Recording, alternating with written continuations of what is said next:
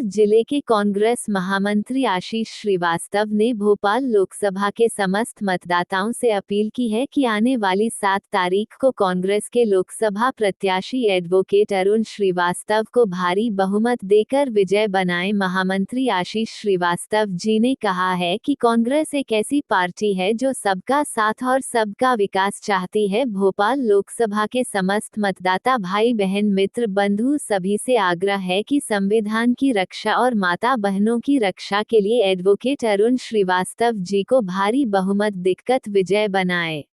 हम साथ हैं, तो हाथ ये हालात बदल देगा। हम साथ हैं, तो हाथ ये हालात बदल देगा।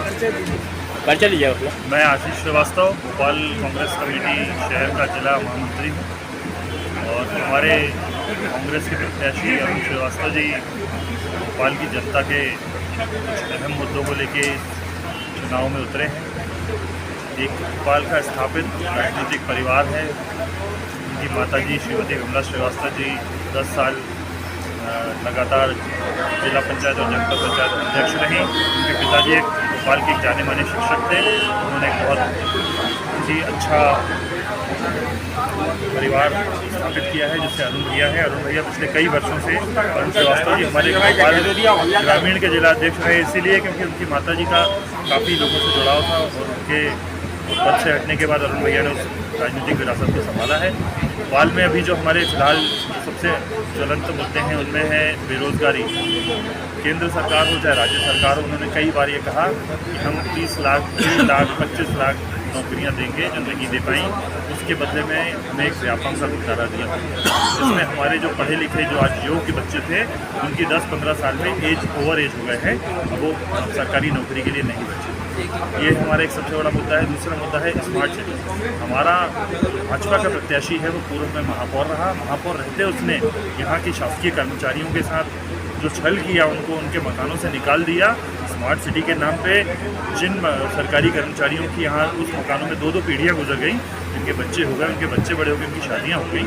उन्होंने यहाँ पे सिर्फ ये बोला था कि आपको नए मकानों में शिफ्ट कराया जाएगा। रंग महल के सामने करीब 1500-2000 मकान बन के खड़े हैं, उनको शिफ्ट कराना चाहते तो कर सकते थे, पर वो खाली रखा हुआ है क्योंकि इनका इसमें भी घोटाला है कि उन फ्लैट्स को पर्सनली बेच देंगे और हम उससे 2 पैसे कमाएंगे। इसके अलावा हमारा भोपाल का जो सबसे बड़ा अभी एक ज्वलंत मुद्दा है वो यहाँ की ट्रैफिक व्यवस्था है। महिलाएं असुरक्षित हैं। 18 साल मामा बोल के निकल गए, मैं मामा हूँ। आज भी मैं पुरानी बात तो करूँगा ही नहीं, पुराने बहुत बड़े आंकड़े हैं। आज भी अभी कुछ दिन पहले उज्जैन में जो हमारे सीएम का गृह क्षेत्र है, और अभी 5 दिन पहले मिसरोद थाने में एक नाबालिग बच्ची के साथ दुष्कर्म हुआ। प्रेशर बनाने के बाद भी जब परिवार वालों का पुलिस थाना उस एफआईआर को दर्ज नहीं कर रहा था।